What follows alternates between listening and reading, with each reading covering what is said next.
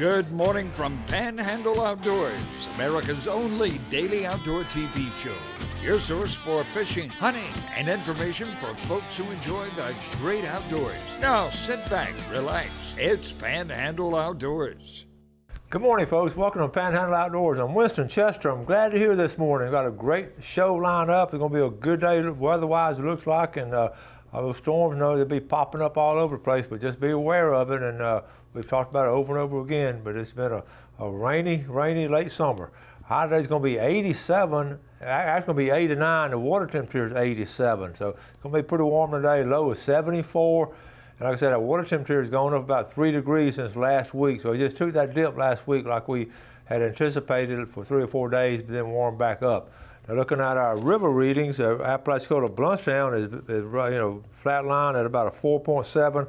Hadn't moved in the last week or so, and no anticipation of much movement there in the Apalachicola. At Bluntstown, the Choctawhatchee at Caryville has dropped out the last couple of days. Now it's leveling off. It looks like it's going to be pretty level for the weekend. It's reading a 5.4, so it should be around a 5 foot for the weekend. All right, now the tide chart brought to us by Kent Forest Lawn.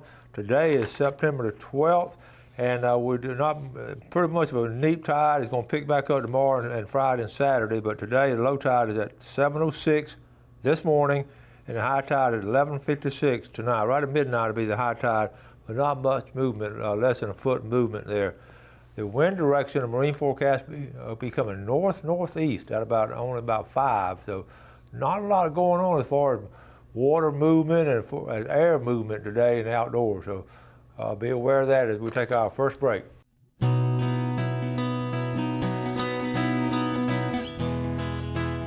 All right, welcome back. Just got 3 or 4 pictures to show you this morning, so let's take a look at them pretty quick because we've got a video coming up right here. Jeremy Looney sent this in a Panama City Fishing, caught this 69.5-pound amberjack yesterday and slayed some nice mahi. If anybody was wondering where we went, it was an awesome spot everyone is always talking about, the Whistle Buoy. And that's a nice mess of fish, Jeremy. And the Whistle Buoy is a popular place, and a lot of people catch a lot of fish. Always been a popular place catching fish. Okay, this next one right here, just talking about taking good pictures. Cinder Mains with Howard Mains, and they were out some big. But look at this, is so unusual to see them that far out of the water, that many of them, that 3. That's a great picture right there. Cinder Mains out with a husband, Howard. 5 things to quit right now. I like this one. You can't please, trying to please everyone. Number 2, fearing change. Number 3, living in the past. Number 4, putting yourself down. And number 5, overthinking. Some of y'all don't have to worry about number 5, but the other 4 are very important. Now, okay, before I show you this next picture is real special because we always talk about outdoor photography, people getting outdoors and looking at things and, just taking pictures. And we have some great photographers, outdoor photographers. I don't want to name all of them, but we've got 4 or 5 that are very steady at sending great pictures. But this next one is special. Check this out. This is looking at the picture. First of all, as the sun is coming up, you got a hummingbird there in the feeder, right there in the center of the page. You got a heron down there, and whoever took that picture just really knew what they were doing. And the answer to who took that picture was me. And I wanted the history of it. This was Sunday morning. I get up early on Sunday morning and sit in my recliner and right around daybreak, and I just read the Bible. And I've always got a beautiful view, and I just happened to look up. And what caught my attention, a mullet was jumping in. There was a school of mullet out there, and I was trying to get the mullet, the heron, and the hummingbird all together. I just couldn't do it, so I just snapped away at this one. But that one turned out pretty. And that was just a beautiful view, and that's a special picture to me, and I wanted to share it with you. So we just never know. But the secret to it, like so many things in outdoors, is timing. I just happen to catch everything just right. So anyway, I do want to mention, you seem like we've been having a lot of theft and everything of outdoor 4-wheelers and boats and all kinds of things this summer. And I was saying about this the other day, real quick, just want to go over a couple of ways to secure your boat. I was looking at it last night. I'm going to show you 3 or 4 ways to do it. So, right there in the tongue lock, and really it's not a bad idea to have several of these things. A tongue lock, and there's several different kinds you can put, but just, locking that tongue, because if they can't hook up that tongue to the boat trailer, then they're not going to get it. So that's one opportunity to do it. And also lock through the trailer wheel. This is one of the ways I do it. I have a big old chain coming through the wheels, and I lock 2 or 3 things together. They're gonna really have to work to get it. But it's not 100% theft-proof, but it slows them down. And another one, they got now what a pin-style cord alarm. Alarm goes off. It's sort of comes off a medical alarm system, but that's something neat to look at. And also battery motion lights. They don't have to be electricity. They just have solar powered. This says battery powered, but those solar powered motion lights, you'll get them out of reach so they can't get to them, and when motion comes on at night. So that's just a couple of ways to secure your boat and make sure theft has been pretty bad in Florida. Florida's one of the leading states as far as boat thefts. All right, let's take a quick break and we'll be right back.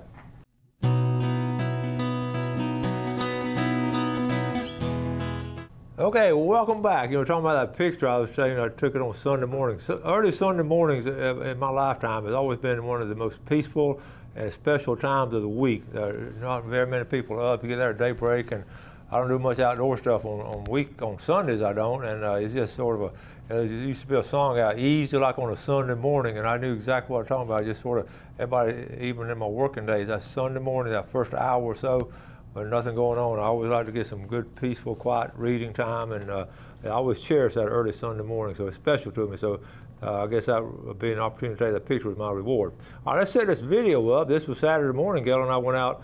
We got up, and like I said, over the years, we've fished a lot longer during the day, but seemed like a little while back, we just started fishing somewhere. We just started somehow along the line. We just stopped fishing around 10 o'clock, mainly because it's getting hot. And then when I go off on these offshore trips and all, we fish all day, those kind of things, and go down the river, you fish a little bit longer in the fall and cooler weather. But it's hot weather. It's just not much fun, fishing right there in the middle of the day. So we always it seems like inevitably we'll start catching them about 9:45. But we had a good trip, had a great trip, had a wonderful time, and so this is going to be the video of Saturday morning called the nice redfish. So Jeff, let's roll this.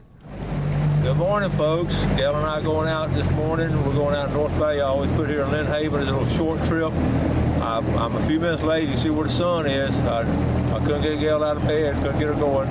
But we're going to try to catch some trout and redfish this morning.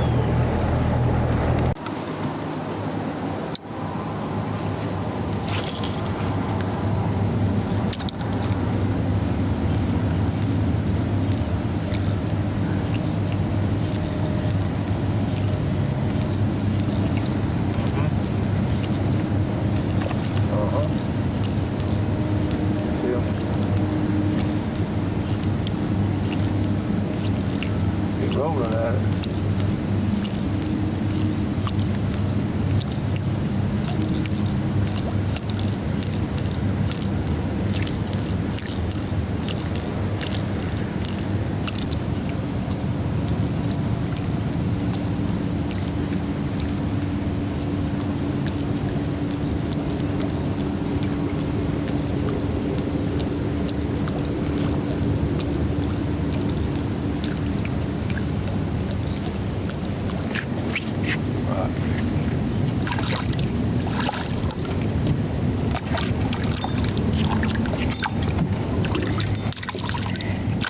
Our first fish is a ladyfish. 4 minutes tarpon.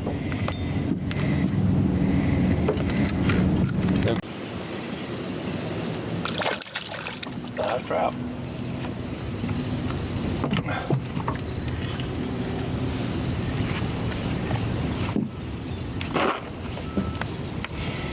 He hit it.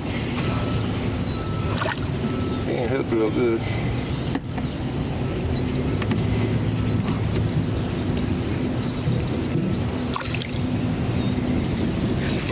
Yeah, he did pretty good. I don't think he's gonna make it. Look at the hole right here where he wiggled it out. And he's gonna measure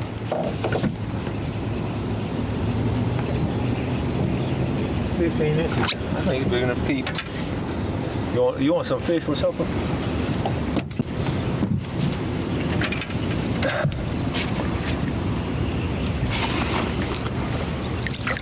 There he goes.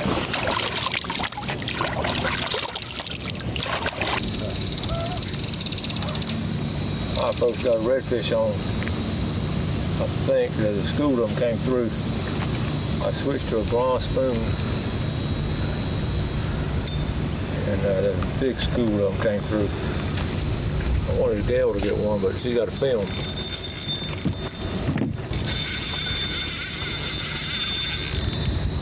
I'm gonna chase them down and get them tired.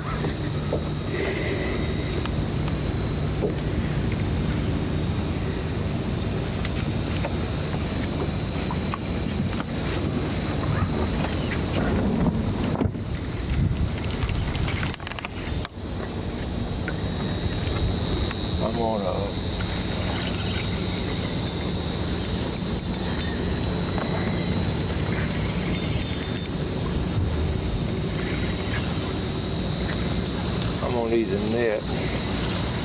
I'm not ready to land her. He's gonna see the boat in a minute and take it back off. Oh, he's on it. Yeah, he just saw the boat.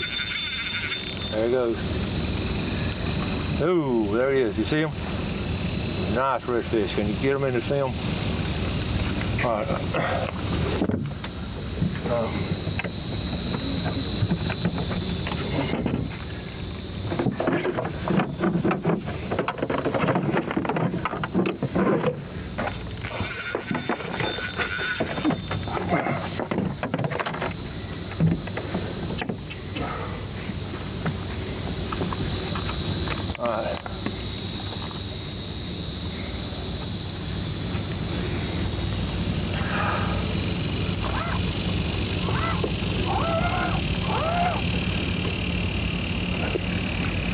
I don't want to muscle him now. He's that's a big old school to come through.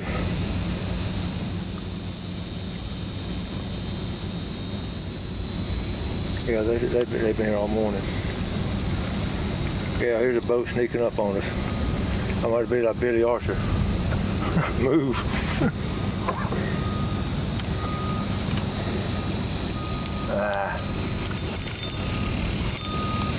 Film that boat sneaking up on us.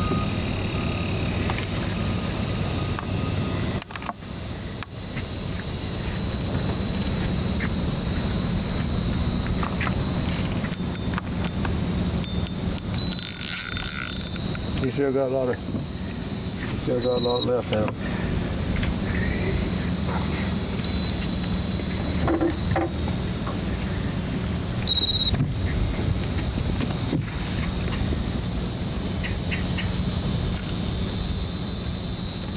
All right, get headed for deep water.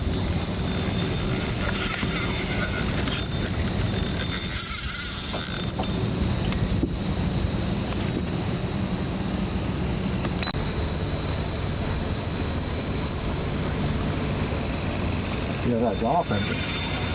There was a dolphin around a while ago. He was.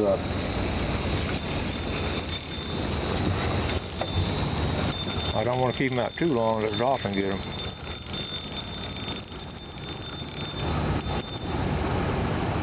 I'm gonna get him on. I gotta keep him with the trolling motor. This is really lightweight reel and rod I have. I've been fighting about 15 minutes.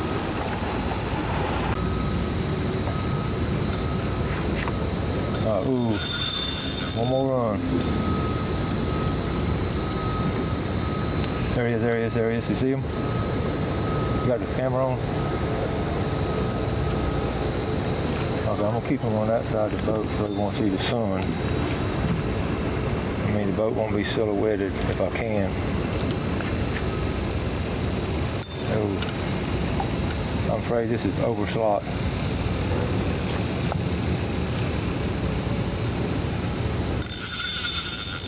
Goodness gracious.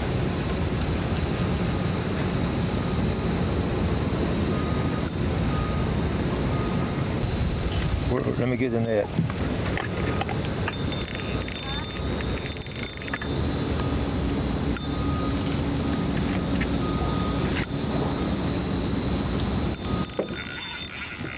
Oh man, I just don't want to muscle them.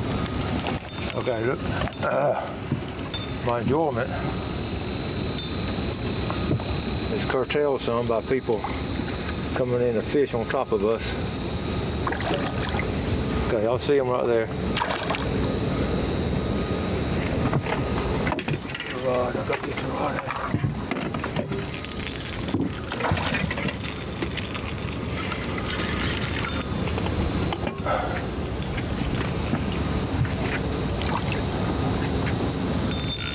Oh man, come on, buddy. I got to reel some more. He pulled it out. Oh man.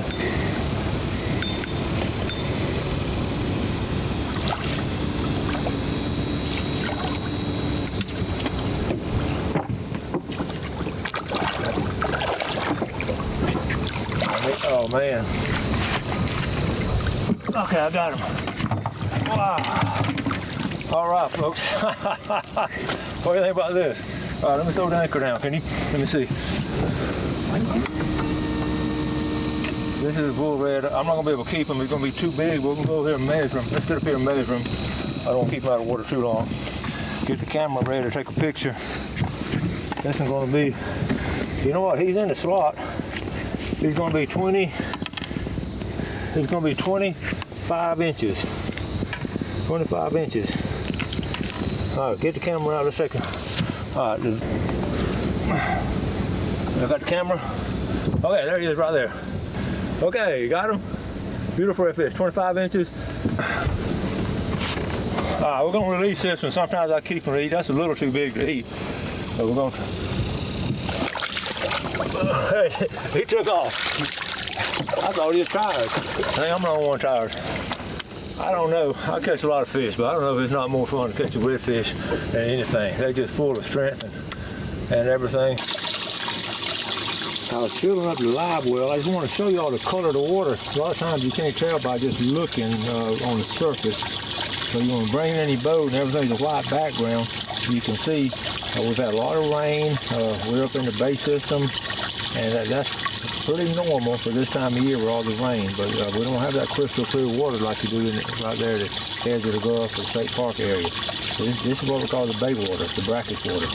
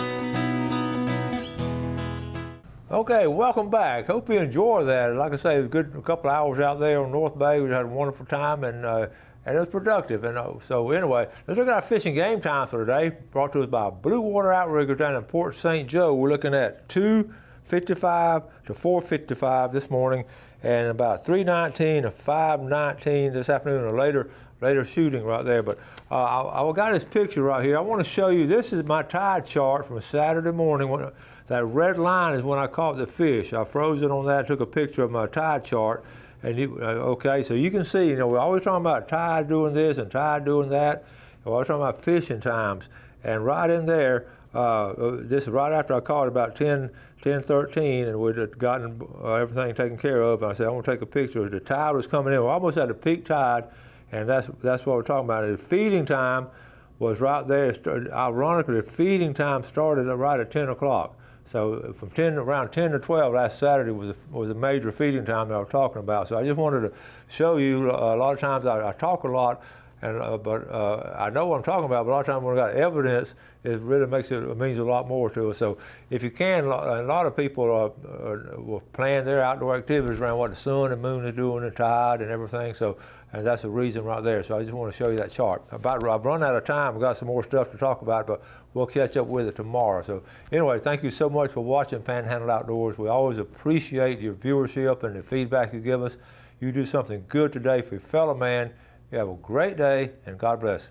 Thanks for watching America's only daily outdoor TV show, Panhandle Outdoors with Winston Chester, featuring hunting, fishing, and other activities and information to help you enjoy the great outdoors. Join us next time for Panhandle Outdoors.